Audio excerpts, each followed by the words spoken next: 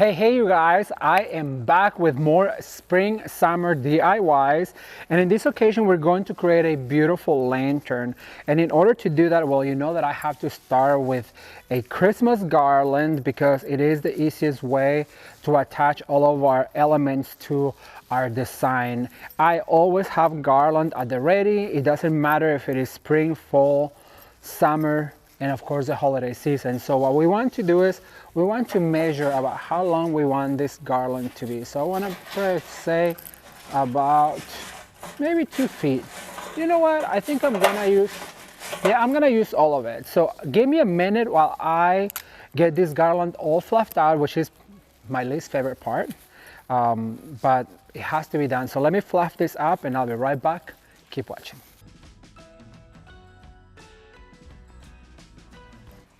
All right, so now that our garland is fluffed out, what I'm going to do is I'm going to grab one of these taped wires and I'm gonna go through the top of the lantern, and I'm going to make sure that I secure it by twisting this wire really tightly and make sure that it's not going anywhere. So the way you do that is you tape a wire and you just go all the way around, and then we also want to make sure that it's like tied onto our lantern. This is going to be so pretty, you guys. It's one of my favorite combinations. I'm sure you know, blue and white. And so now what I'm going to do is I'm going to grab some of this mesh material, and I just want to make sure that they're even on both sides. They are. Okay.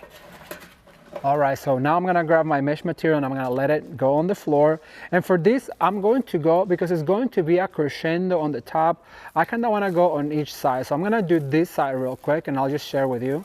So you grab this, you spin it like this, you give it about an 8-inch loop, then you're gonna go once, twice, you're gonna do another loop, and then you're going to do once or twice with those bristles. Look how pretty this is. It has an iridescent color to it that I just think it's so pretty.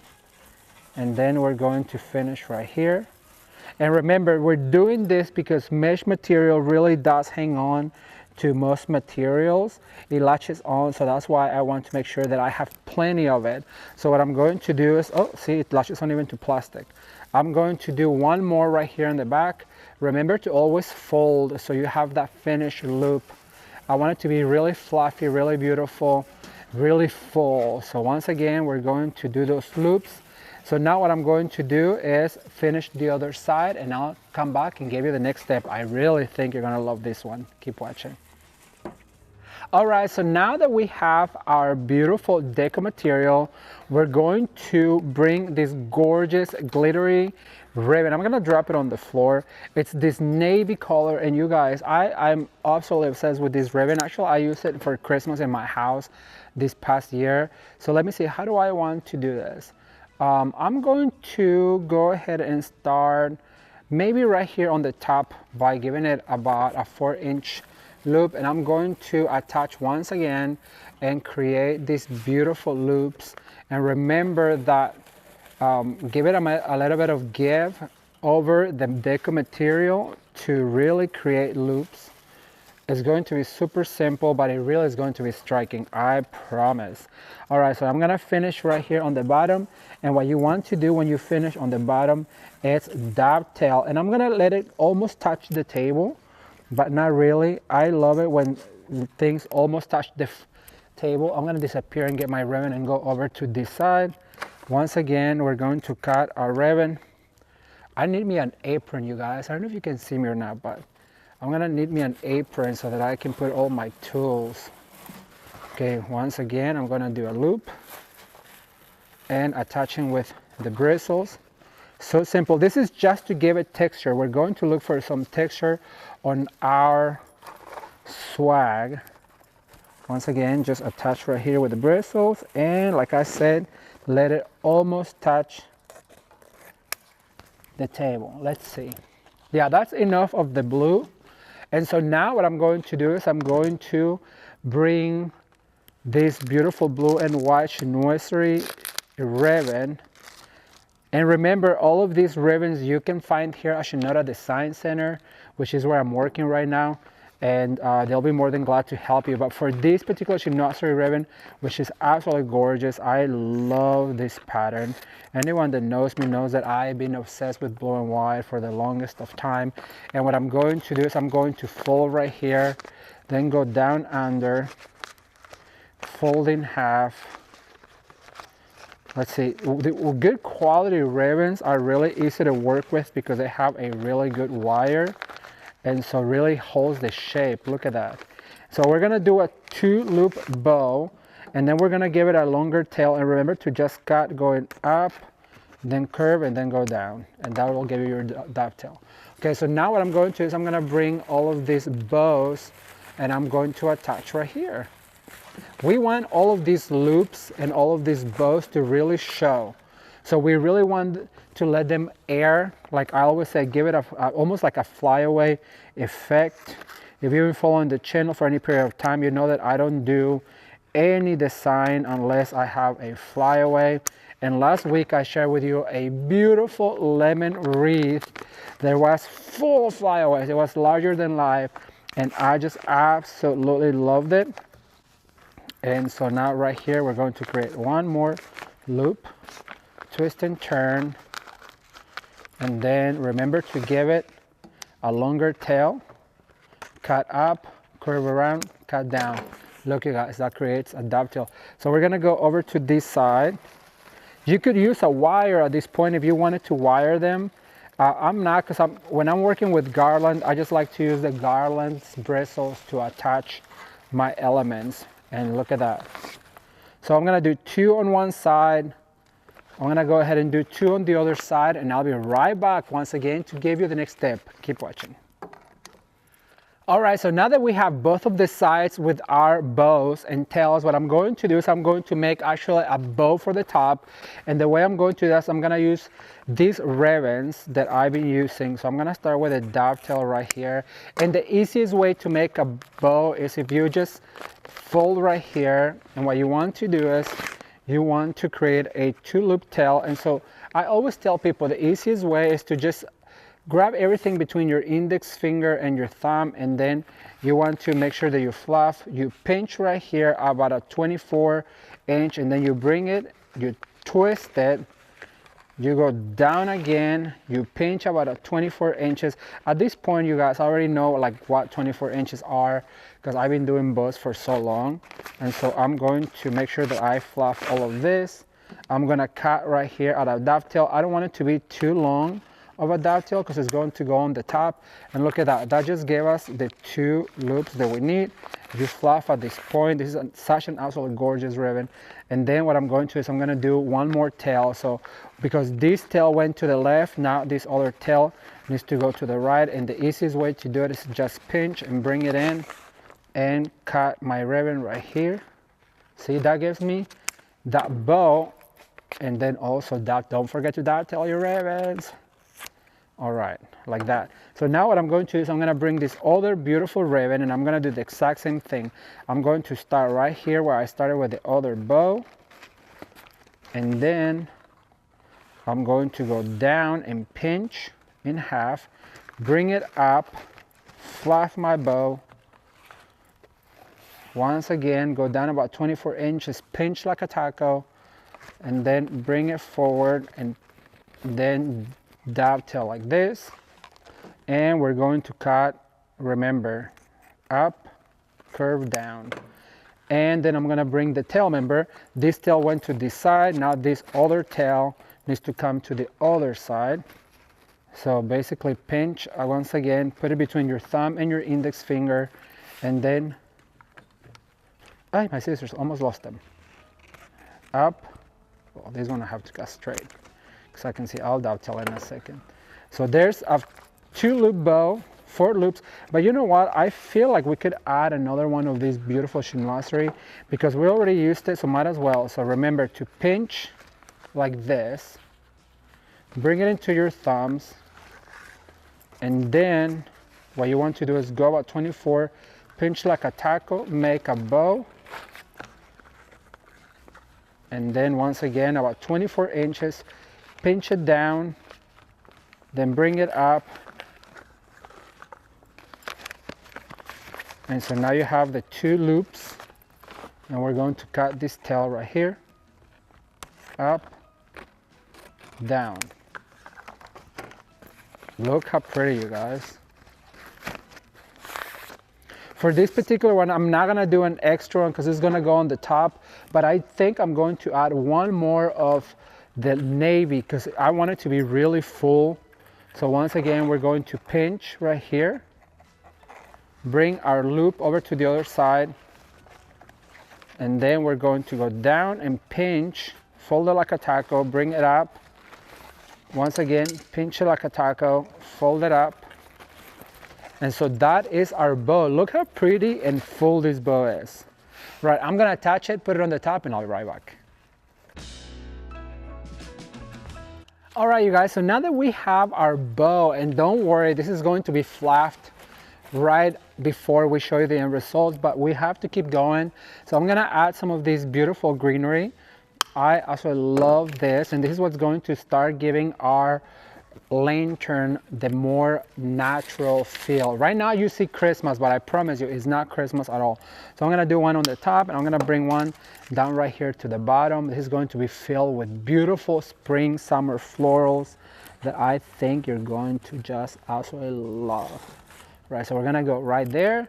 Then we're going to repeat this on the other side, so might as well just cut both of them at the same time. And remember to go, you don't have to be on the exact same, you know, I put one right here. Maybe on this one, I'm gonna maybe put it right here to bring it forward. And then the other one, I'll go to the other side and then bring it back, because there's going to be more, so they don't really have to be exactly on the same spot, see? And so now I'm going to bring some of this variegated pit that I just love, and I'm gonna cut some of it all at once. You guys, I love this stuff. This is so easy to work with. I'm gonna cut 2 of them because I know I'm gonna use all of it. So I'm gonna cut, and 2 more. Actually, 3 more. I forgot my good wire cutters, and you guys, there's nothing like a good set of wire cutters. All right, so now we're going to put in here. I'm gonna start right here on the top. I want it to really be out and beautiful. So I'm gonna put one right here. We have plenty, so remember, always know how many you have and try and work with even numbers, uneven numbers like 3s, 2s, and 1s. That's going to give your design more balance.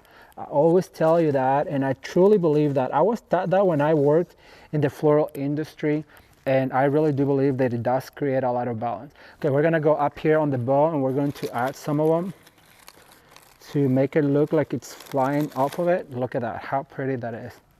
And I'm gonna do the same on the other side. You know what, I feel like I need a shorter one here. Sometimes it's hard when you're working on the side. You know, sometimes I have to move back and see what I'm doing to that, make sure that it's all balanced. So I'm gonna go over to the other side and repeat what I'm doing. Remember, what happens on the right happens on the left, which means I have to bring a longer one over on this side. I'm gonna fluff that bow, don't worry. I'm not gonna present it to you all sideways like that. Right, so now I'm gonna move over to this side. I'm gonna bring some of this greenery over to this side like that. And I want it to cascade going all the way down. Now, if this pit you think is too big, you can always cut it. That's what I love about this guy right here, because it is such a beautiful material to work with. All right, you guys, I have a few more of this pit. It's very repetitive, so I'll be right back. Keep watching. Okay, so our next greenery we're going to add is going to be some of this mittenhair fern. And I know I always tell you that I'm obsessed with things, but that's just because I love working with these materials. But when I tell you that I am obsessed with this one, you will see why. Let me cut some of this. Look, you guys, how absolutely natural this looks. It has that bounce that mitten fern has, and because it has such a dainty stem, what you need to do is fold them in half before you dip them into your glue, and that's going to help it really stick to your materials. But look at that, that just adds so much to this design. I'm going to add a few and let them dance, but what I do want to do is add this at the very end after I add my florals so that I can really let them bounce. but I'm going to add probably about 4 on each side. So I'm gonna cut some of them. They're really hard. It's crazy because the wire it has is such a dainty wire, yet it's so hard to cut. That means it's a really good wire because they had to create that nature feel to it. They have to use a really powerful wire, but it's so dainty. It's crazy. I'm telling you, good quality permanent botanicals really are worth your money when you pay for them. All right, I'm going to add one more there. I'm gonna get my florals ready and I'll be right back with you. Keep watching. Okay, so the very first floral I'm going to add is this beautiful peony. You guys, I want you to take a look at this peony and how natural it looks. It is so beautiful. And once again, we're gonna grab this peony and we're gonna stick it into our glue. And I'm going to start on the top by the bow and I'm gonna start over on this side. I'm gonna lift up some of those. I'm gonna start right there. Now remember to always cluster your flowers. Sets of 3s, 2s, and 1s is the best way to do it because it really does create a lot of balance and texture because it gives you so much more depth than if you were just to add one. So I'll show you. I put one right there. I'm gonna open everything here to do a clean drop. Now I'm gonna go ahead and add them together like that. I'm gonna move on to this side.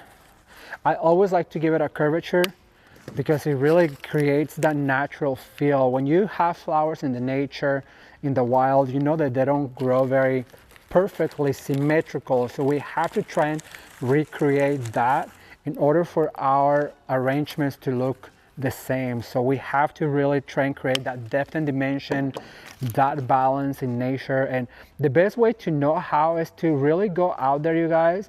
I like to go to botanical gardens and to look at florals in places where, you know, like when I went to London, we went to these beautiful gardens and I'm not gonna lie, I took a nap. We were so tired because of the jet lag, but I like to go to gardens and take a look of how they plant the florals, or even in the wilderness, you know, when I'm out on hikes, like I like to see the bushes to see how they grow, and I just love that kind of stuff. So, okay, I'm gonna go over to this side and add one right here, like this. Let's see, where else do we need another one? I think I'm gonna go over to that side. I'm gonna cut a little shorter. I love the combination of blue and white. I think it is so pretty. I'm gonna go over to this side, maybe add it right here. And see, that's why you want that mesh material, because it really helps your florals to stick to something. Okay, so now I have this beautiful blue rose and I'm gonna do the same thing. So I'm gonna cut short, I'm gonna give it a little bit of a curvature. I love this one because it has a thicker stem and it really looks natural. So I'm gonna add one right here. Remember to start clustering sets of 3s, 2s, and 1s. And when I say that, I don't mean all one flower. Like it can be a cluster of 2 whites, 1 blue, 2 whites, but creating those clusters really start to add so much, like I said, dimension to our last step is going to be to add some of these beautiful blooms, and they come on sets of 3s on the stem, but I'm gonna cut them a little shorter because I want them to really pop like a flyaway. So I'm going to cut here. I'm gonna dip into my glue, and I always like to start from the top, and I know I have 6, so I'm gonna start right here with this one right here on the top, and then I'm gonna move on to the next side so that I can create some balance. Remember to give it a little bit of a curvature, dip into the glue, and I'm gonna move on to this side over here. I'm going to add, see how they're on the same side, but not really. And so now the next one, I'm going to go down a little bit, kind of like step ladder motion. And don't forget to rip off all these tags, because you don't want your design to be with all the tags showing. So I'm going to add over to this side. I'm gonna lift up everything and just add right there. And I'm gonna move over to the other side and put it somewhere in the same vicinity as this one right here. So I'm gonna go over to this side, lift up everything and just add my bloom right there. Now this one I do need to cut a little bit shorter. I need to step down a little bit. And I'm gonna lift up all of this and put it right there. I have one last one, so I'm gonna cut it a little shorter. Put it on the other side. I'm gonna give this the fluff I told you about, put a little bunny inside of it, and I'll share with you the end result. Keep watching. And here is the end result of this beautiful lantern decorated in blue and white for spring and summer. You guys, this floral lantern is super easy to make. I know it looks intimidating with all of the florals, but if you really just follow the instructions, you too can create this gorgeous blue and white lantern with the bunny. How cute is this bunny made out of porcelain? He also would be perfect for a mantle or for even a tablescape for spring and Easter. This is a perfect way to decorate any hearth, mantle, even an urn for outside. It is lavish, it is beautiful, and the color coordinating, like you guys know, it's my favorite. I really do hope that you learn a few tips and tricks on how to create your very own beautiful lantern with the deco mesh, with the flowers, the greenery, the lantern, and of course the beautiful bunny. I hope you enjoyed this video, and I cannot wait to come back to the next one to teach you more about how to create beautiful displays for your home. Thank you for watching. Until next time, bye.